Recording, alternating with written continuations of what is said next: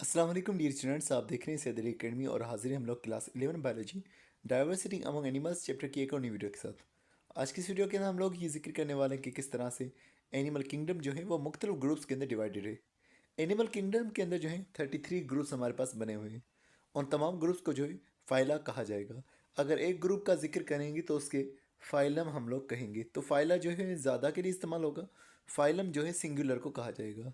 तो हमारे पास 33 ग्रुप्स में से 9 फाइला जो है वो डिस्कस किए जाते हैं। अब आपका यहाँ पर ये सवाल हो सकता है कि क्यों हम लोग 33 ग्रुप्स को टोटल डिस्कस नहीं करते, सिर्फ इनमें से 9 क्यों डिस्कस किए जाते हैं।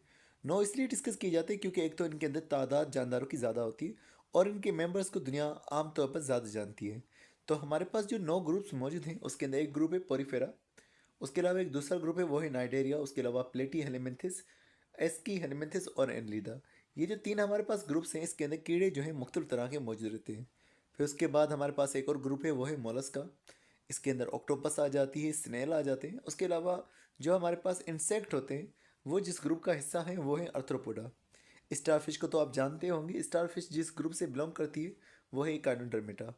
और हम जैसे जानदार हो गए या फिर बर्ड्स हो गए, फिशेस हो गए, ये जिस ग्रुप से बिलोंग करती है वो है कॉर्डेटा।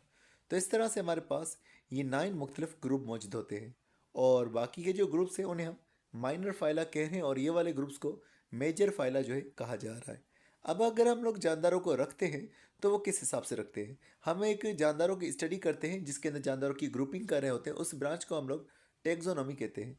टेक्सोनॉमी में जानदारों की ग्रुपिंग भी होती है और जानदारों को नाम भी दिया जाता है। कोई भी जानदार डिस्कवर होगा तो उसे नाम दिया जाएगा, तो ये टेक्सोनॉमी के उसूलों के तहत हो रहा होगा। उसके अलावा एक और ब्रांच है जिसे सिस्टमेटिक्स कहा जाता है। सिस्टमेटिक्स के अंदर हम लोग जानदारों का ताल्लुक देखते हैं कि एक जानदार का दूसरे जानदार के साथ किस तरह से ताल्लुक मौजूद है। तो सिस्टमेटिक्स में जानदारों का इवोल्यूशनरी रिलेशनशिप देखा जाता है और जब जानदारों की ग्रुपिंग की जाती है तो हम लोग टेक्सोनॉमी को डिस्कस करते हैं। अब हमें कैसे पता चलेगा कि कौन सा जानदार किस जानदार के साथ रिलेटेड है। उसकी मार्फोलॉजी से हमें पता चल जाएगा, उसकी शक्ल के हिसाब से हमें पता चल जाएगा कि कौन सा जानदार किसके साथ रिलेटेड है। दूसरा, हमें जो है उसके इंटरनल स्ट्रक्चर के हिसाब से पता चलेगा। मिसाल के तौर पर जब हम हमारी हड्डियों को देखते हैं और उसके मुकाबले में हम लोग दूसरे एनिमल्स की हड्डियों को देखते हैं, काफ़ी हमें सिमिलरिटीज़ देखने को मिलती है।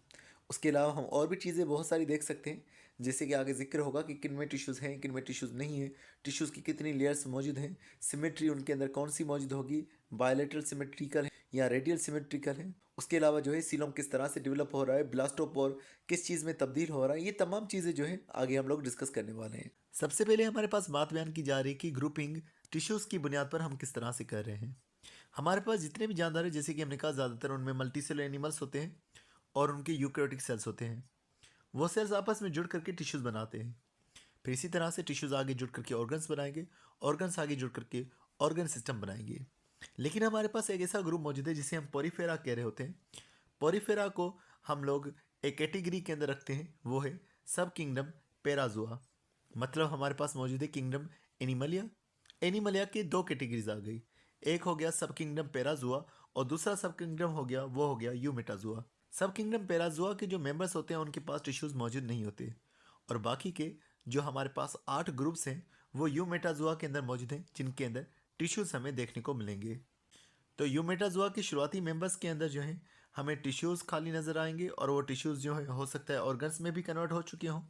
और उसके अलावा बाकी के जो ग्रुप्स होंगे उनके उनके अंदर हमें ऑर्गन्स भी नज़र आएंगे, ऑर्गन सिस्टम जो है वो भी नज़र आ रहे होंगे।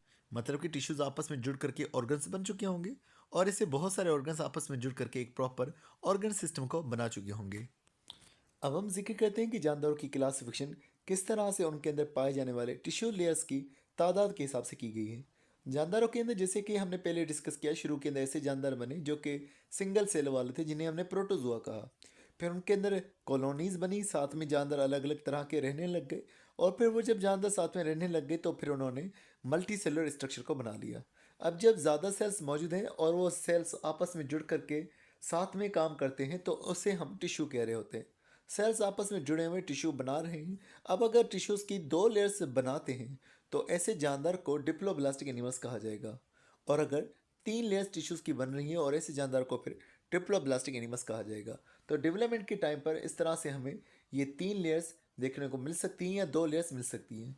इन्हीं लेयर्स को दूसरा हम जर्म लेयर्स भी कह रहे हैं। जर्म लेयर्स इसलिए कह रहे हैं क्योंकि बाकी के जितने भी ऑर्गन्स होंगे, स्ट्रक्चर्स होंगे या हड्डियां भी होंगी, वह भी इन टिश्यू लेयर्स में से बनने वाली होती हैं। ज़्यादातर ऑर्गन्स जो होंगे बॉडी के, वो एक बीच की लेयर मीजोडर्म जो है वो बना रही होगी।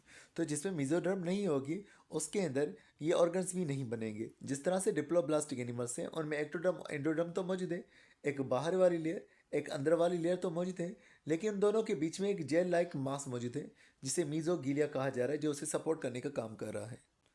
यही बात लिखी हुई है कि कुछ एनिमल्स ऐसे होते हैं जैसे कि नाइडेरिया के मेंबर्स होते हैं, उनके अंदर हमें जो है एक्टोड्रम और एंडोड्रम ये दो लेयर्स नज़र आ रही है। एक्टो मतलब बाहर, ड्रम मतलब कि लेयर, खाल, बाहर वाली खाल और अंदर वाली खाल नज़र आ रही है।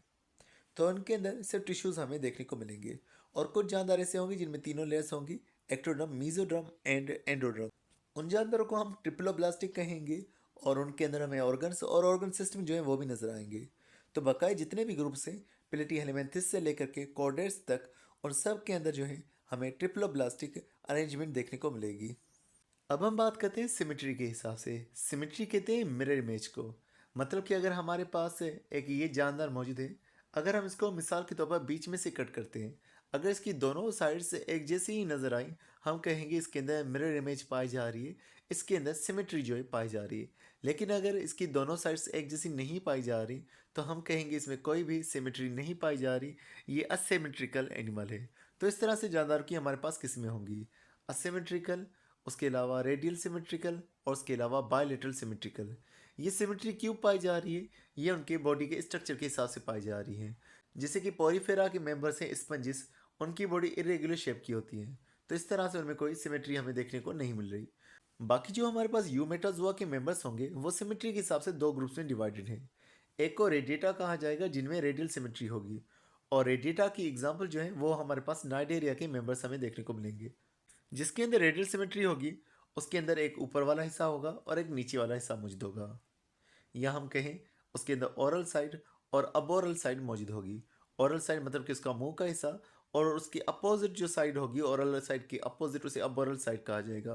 तो एक ऊपर वाला हिस्सा एक नीचे वाला हिस्सा होगा, एक ओरल साइड एक अबोरल साइड, लेकिन उसके अंदर कोई हेड और जो है पीछे वाला हिस्सा पोस्टीरियर एंड नज़र नहीं आएगा। मतलब एक सामने वाला हिस्सा और एक पीछे वाला हिस्सा उनमें मौजूद नहीं होगा, और ना ही उनके अंदर लेफ्ट और राइट साइड जो है मौजूद होगी रेडियल सिमेट्रिकल एनिमल्स के अंदर।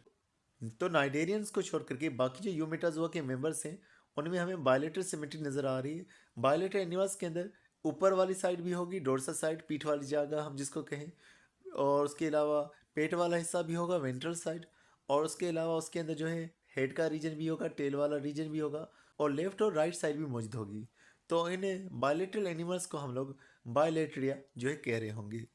तो यहाँ पर एक एग्जाम्पल बायलेटरल सिमेट्री मौजूद है। अगर हम इसको बीच में से कट करेंगे तो ये दो बराबर हिस्सों में कट हो सकता है, लेकिन अगर इसके मुकाबले रेडियल सिमेट्री के एनिमल्स को अगर हम बीच में से कट करेंगे तो यहाँ से ये दो बराबर हिस्सों में कट हो जाएगा, ये यहाँ से भी दो बराबर हिस्सों में कट हो जाएगा। तो मुख्तलिफ जगहों से दो बराबर हिस्से हमें रेडियल सिमेट्रिकल एनिमल्स के देखने को मिलेंगे।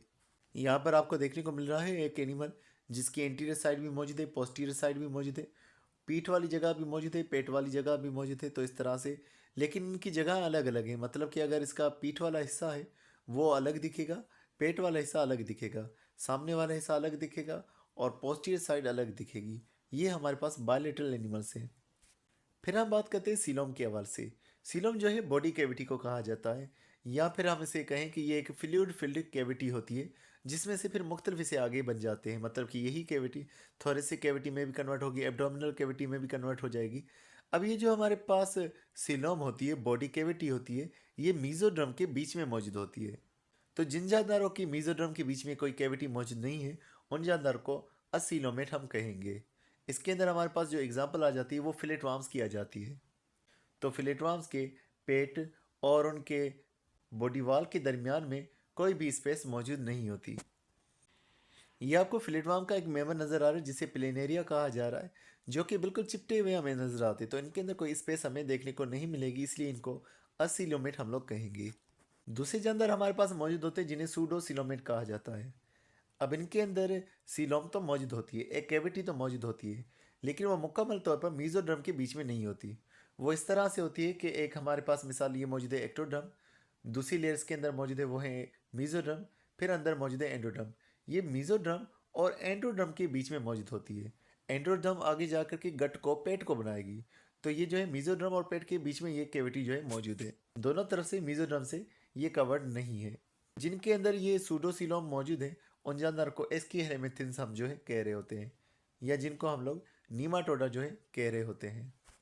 यहाँ पर आप देख सकते हैं एक बाहर वाली लेयर रेड कलर से मेसोडर्म और वाइट कलर से फिर ये जो है सीलोम, और फिर येलो कलर से जो है इन्होंने दिखाया हुआ है डाइजेस्टिव ट्रैक्ट को।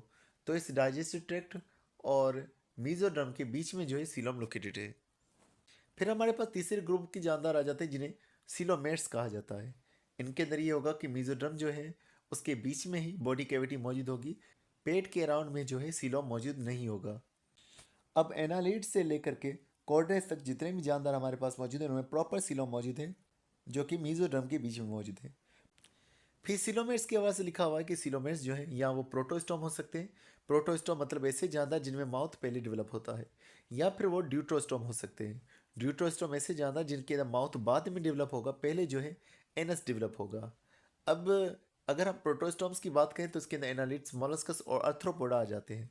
और अगर हम बात करेंगे ड्यूट्रोस्टोम के हवाले से तो इसके अंदर इकानोडर्मेट्स, हेमिकोडेट्स और कोडेट्स जो है ये आ जाते हैं। अब किस तरह से माउथ की डेवलपमेंट होगी और किस स्टेज के अंदर ये डेवलपमेंट होगी हम इसका डिस्कस करते हैं। यहाँ पर दिखा हुआ है कि पहले जो है एक सेल मौजूद होगा, वो एक सेल दो सेल्स में कट होगा। इस तरह से हमारे पास दो सेल वाला स्ट्रक्चर बनेगा। फिर दो सेल से चार सेल, चार सेल से आठ सेल, इस तरह से सेल्स बनते रहेंगे। फिर हमारे पास इस तरह से एक बड़ा मास ऑफ सेल जो है मौजूद हो जाएगा। अब ये जो सेल का मास बनेगा, अब इसके सेल्स जो है वो दूर दूर फासले में चले जाएंगे। इस तरह से एक गोल स्ट्रक्चर जो है सेल्स का बन जाएगा जिसे ब्लास्टुला कहा जाएगा। फिर ये ब्लास्टुला के कुछ सेल्स जो हैं वो ऐसे अंदर की तरफ आएंगे। अगर अंदर की तरफ आए, एक ओपनिंग इन्होंने बना ली, और वो ओपनिंग जो है जिसे ब्लास्टोपोर कहा गया, ये ओपनिंग अगर माउथ में डेवलप होगी तो इन जानदार को प्रोटोस्टोम कहा जाएगा। लेकिन अगर यही ब्लास्टोपोर की ओपनिंग एनस में डेवलप होती तो इन जानदार को ड्यूट्रोस्टोम जो है कहा जाएगा। मज़ीद जिक्र किया जा रहा है कि एनिमल्स की जो है 1.3 मिलियन स्पीशीज़ हैं, मतलब कि 13 लाख स्पीशीज़ हैं। उसमें से 3% जानदार जो है वो वर्टिब्रेट्स के अंदर मौजूद हैं। वर्टिब्रेट्स वो जानदार जिनमें बैकबोन मौजूद है। और 97% जानदार जो है वो जिस ग्रुप के अंदर मौजूद है वो है इनवर्टिब्रेट्स, जिनके अंदर बैकबोन वगैरह मौजूद नहीं होता। और इनवर्टिब्रेट्स के हमारे पास 8 जो है वो मेजर ग्रुप्स इनके मौजूद होते हैं, जबकि वर्टिब्रेट का सिर्फ एक हमारे पास ग्रुप मौजूद होता है जिसे कॉर्डेटा कहा जाता है। कॉर्डेटा के अंदर भी कुछ जानदार जो है इनवर्टिब्रेट्स शामिल हैं। तो डियर स्टूडेंट्स, अब हम जिक्र करते हैं इस टॉपिक के हवाले से, जैसे कि हमने पहले जिक्र किया था कि अगर हम बात करते हैं किंगडम एनिमलिया के हवाले से तो पोरीफेरा के जितने भी मेंबर्स हैं वो सिर्फ सेलुलर लेवल पर मौजूद हैं। टिश्यूज़ लेवल पर बाकी तमाम जानदार मौजूद होंगे। अब टिश्यू लेवल की बात करेंगे तो टिश्यूज़ की दो लेयर जो है वो मौजूद होंगी, जिस ग्रुप के अंदर वो है सोलेंट्रेटा, और बाकी तमाम के अंदर जो है तीनों लेयर्स मौजूद होंगी। फिर बात करेंगे सीलोम के हवाले से। प्लेटीहेलमिन्थेस जो होंगे इनके अंदर सीलोम मौजूद नहीं होगी। सीलोम इनके अंदर भी नहीं है, सोलेंट्रेटा के अंदर भी नहीं है, और प्रोरीफेरा के अंदर भी लाजमी बात है सीलोम नहीं मौजूद। फिर बात करेंगे जिसके अंदर सूडोसीलोम डेवलप हुई है वो है हमारे पास नीमाटोडा। और उसके बाद बाकी जो मेंबर्स हमारे पास होंगे उनके अंदर प्रॉपर सीलोम जो है मौजूद होगी। फिर हमारे पास जानदार होंगे जो कि होंगे ड्यूट्रोस्टोम और प्रोटोस्टोम। यहाँ इन्होंने बात लिखी हुई कि एंडोड्रम में से सीलोम बनेगी, और यहाँ लिखा है मीजोड्रम में से सीलोम बनेगी। हालांकि सीलोम जो है मीजोड्रम में से ही बनती है दोनों के अंदर। अब अगर हम प्रोटोस्टोम की बात करेंगे उसके अंदर एनालिडा, आर्थ्रोपोडा और मोलस्का आ जाएंगे। अगर हम ड्यूट्रोस्टोम की बात करेंगे तो उसके अंदर इकानोडर्मेटा और कैरोडेटा आ जाएंगे। अब इकानोडर्मेटा के अंदर नोटोकॉड नहीं होता, और कॉडेटा के अंदर जो है नोटोकॉड मौजूद होता है।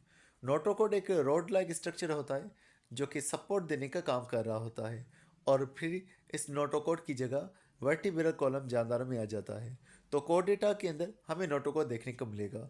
जिन जानदारों के अंदर नोटोकॉड तब्दील हो गया और वर्टिब्रल कॉलम आ गया वो वर्टिब्रेट्स, और जिनमें नोटोकॉड तब्दील नहीं हुआ वो जो है इनवर्टिब्रेट में ही रहेंगे। तो डियर स्टूडेंट्स, आज के बस इतना ही था। उम्मीद करता हूँ ये वीडियो आपको पसंद आई होगी। इंशाल्लाह मिलते हैं नेक्स्ट वीडियो में। तब तक अपना बहुत सारा ख्याल रखिएगा। अस्सलाम वालेकुम।